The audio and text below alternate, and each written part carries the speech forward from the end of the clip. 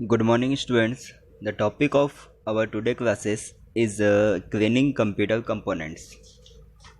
Before this class, we already studied about basic computer maintenance.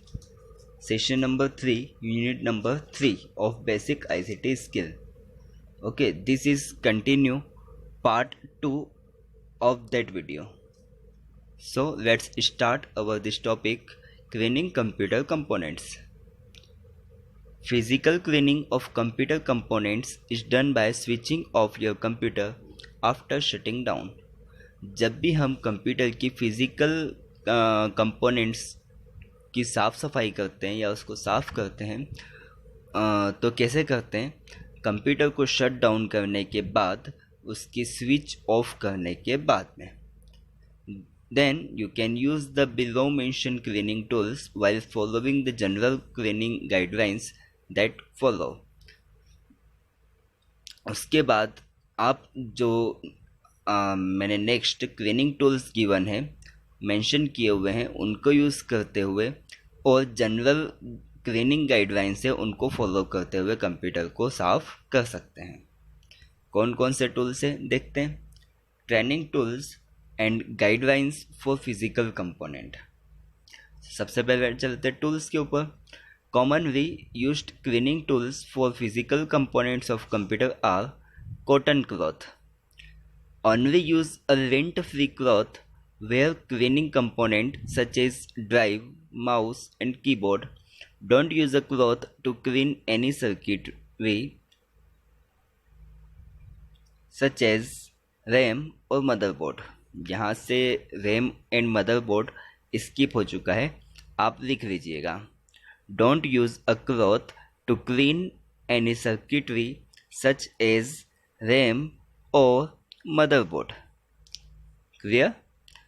Okay. हमेशा जब भी आपको कोई ड्राइव, माउस, कीबोर्ड इन कंपोनेंट्स को साफ़ करना है तो उस समय आपको लिंट फ्री क्लॉथ का यूज़ करना चाहिए. एक ऐसा कपड़ा जिसके हम बोलते हैं ना हल्के हल्के से रुए उठ जाते हैं, बाल टूटते हैं उन कपड़ों की, इस टाइप के कपड़े का यूज़ हमें नहीं करना चाहिए. Don't use a cloth to clean any circuitry such as RAM और मदरबोर्ड. कभी भी रैम और मदरबोर्ड को साफ़ करने के लिए कपड़े का उपयोग नहीं करना चाहिए. अब मैं बात कर रहा हूँ कंप्यूटर मतलब CPU. CPU का अपन एक जो ओपन डोर होता है ना, उसको ओपन करने के बाद में जो कंपोनेंट्स रहते हैं उनको साफ़ करने के लिए बात कर रहा हूँ मैं, है ना. उसी को अपन बोलते हैं मदरबोर्ड या रैम जो CPU के अंदर होते हैं. क्लियर? सेकेंड, वाटर और rubbing alcohol. When moistening a cloth it is best to use water और रबिंग एल्कोहल. जब भी हमें ऐसा लगता है कि कपड़े को गीला करना है तो उस समय या तो हम वाटर का यूज़ करें या फिर एक एल्कोहल आता है रबिंग एल्कोहल, जिससे कि किसी भी इलेक्ट्रिकल पार्ट्स की साफ़ सफाई की जाती है, उससे ही मॉइस्चराइज करना चाहिए. Point number 3, portable vacuum. Used for sucking the dust, dirt, hair, cigarette particles and other particles out of a computer. However, do not use a vacuum that plugs into the wall since it creates lots of static electricity that damages your computer. Portable vacuum, इसका use कुछ dirt, धूल या धूल के कण या hairs, cigarette particles और other जितने पार्टिकल्स हैं उन सभी को खींचने के लिए किया जाता है. अब इसमें वैक्यूम भी कौन सा वैक्यूम की बात कर रहा है? पोर्टेबल वैक्यूम को, है ना. कभी भी हमें एक ऐसे वैक्यूम का यूज़ नहीं करना चाहिए जो फिक्स दीवार पे ही लगा हुआ होता है. उसका रीज़न ये क्योंकि वह बहुत ज़्यादा इलेक्ट्रिसिटी कंज्यूम करता है, जिससे कि हमारा कंप्यूटर डैमेज भी हो सकता है. और इलेक्ट्रिसिटी कंज्यूम करने के साथ में उसकी एयर में पावर भी बहुत ख़तरनाक होती है, या वो खींचता भी, जो सकिंग करता है ना, वो उतनी बहुत पावर से सक करता है जिससे कि कंप्यूटर के जो इंटरनल पार्ट्स होते हैं लाइक मदरबोर्ड, उसको नुकसान पहुंच सकता है, डैमेज भी हो सकता है हमारा सिस्टम. क्लीनिंग ब्रश आपने देखा होगा, किसी भी इलेक्ट्रिक आइटम्स को साफ करने के लिए आता है। Use a cleaning brush with natural soft bristles and it is good for cleaning dust and debris from a keyboard. हमेशा क्लीनिंग ब्रश का यूज़ उसी क्लीनिंग ब्रश का यूज़ करना चाहिए जिसके ब्रिस्टल्स बिल्कुल सॉफ्ट हो। हम हमारे लैंग्वेज में बात करें तो एक ऐसा ब्रश जिसके बाल बिल्कुल सॉफ्ट और मुलायम हो, ऐसे ब्रश का यूज़ करना चाहिए जिससे कि हम धूल को या फिर उसके ऊपर जमी बहुत सारी जो डस्ट है उसको क्लियर कर सके।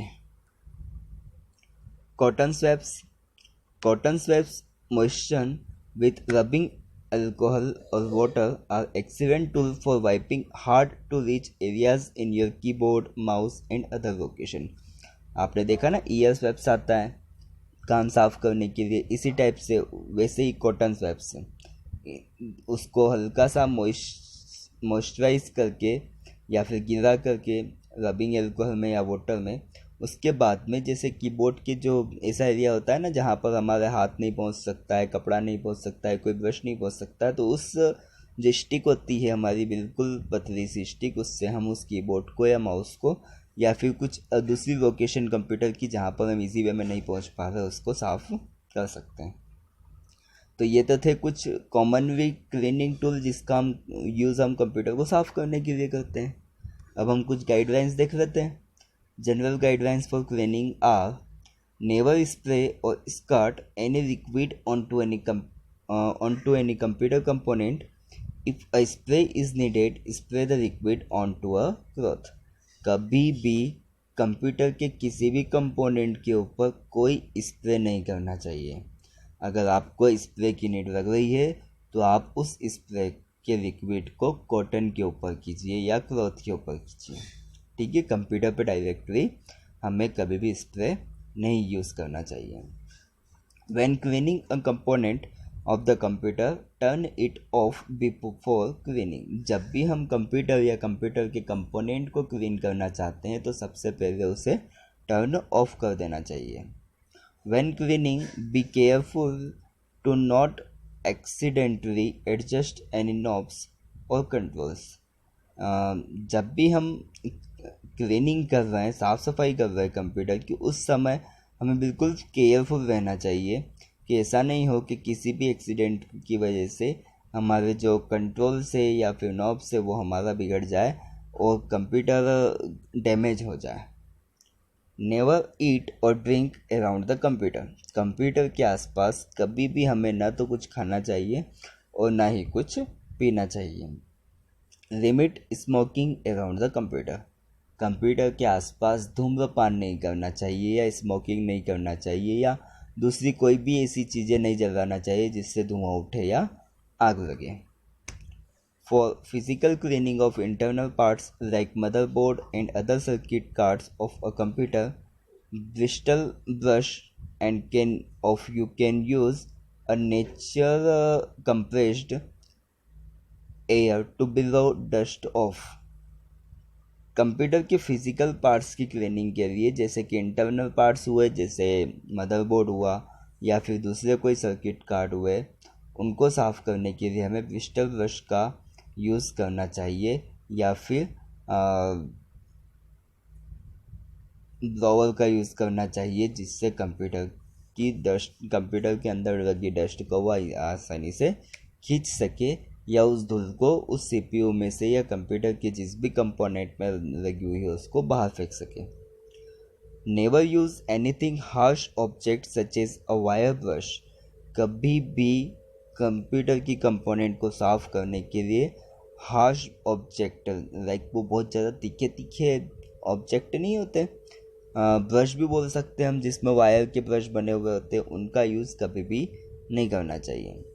रेग्स are also discouraged because they easily snag or electrical leads and parts.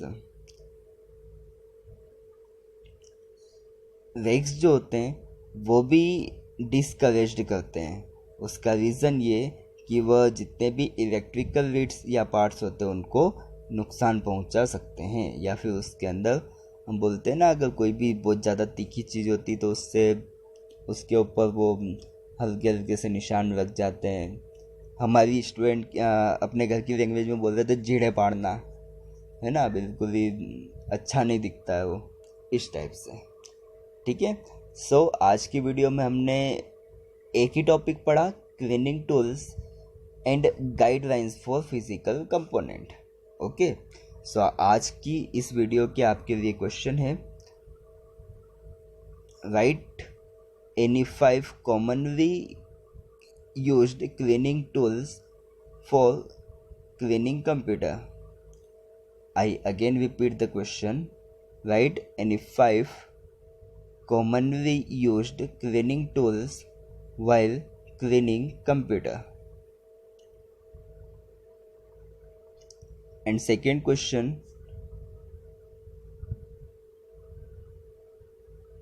write any 5 general guidelines for cleaning computers. I repeat, write any 5 general guidelines for cleaning computer. Okay students, if you have any doubt related to this video, please join the doubt session and